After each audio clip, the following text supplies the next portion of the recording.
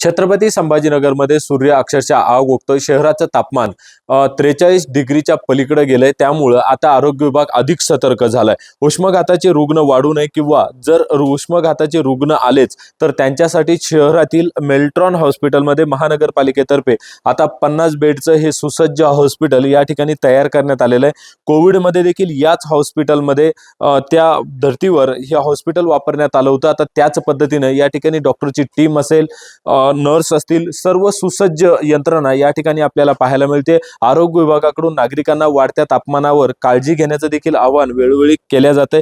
नक्की काय तयारी करण्यात आली त्यासाठी माझ्यासोबत बोलण्यासाठी डॉक्टर आहेत। डॉक्टर, कशा पद्धतीची संपूर्ण तयारी आहे? उष्माघाताच्या अनुषंगाने मेल्ट्रॉन हॉस्पिटल येथे सुसज्ज अशी 50 बेडची तयारी करण्यात आलेली आहे।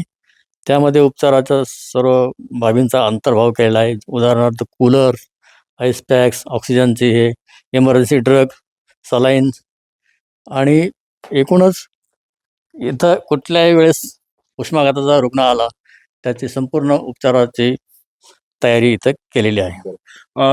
डॉक्टरांच्या मते संपूर्ण तयारी या ठिकाणी करण्यात आली। मी दाखवण्याचा प्रयत्न करतो की या ठिकाणी कूलर असेल, ऑक्सिजन मास्क असेल किंवा गरज पडल्यास जर ऑक्सिजनची गरज रुग्णांना पडली तर ते ऑक्सिजन पाईप सुद्धा या ठिकाणी तयार करण्यात आलेले आहेत। एकूणच आता संपूर्ण परिस्थितीवर मात करण्यासाठी आरोग्य यंत्रणा सुसज्ज असलेलं आपल्याला पाहायला मिळते।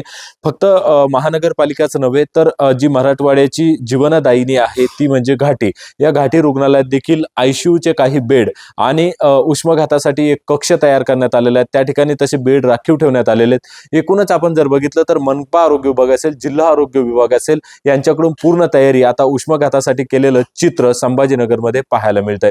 अविनाश कानडे, न्यूज 18 मराठी, छत्रपती संभाजीनगर।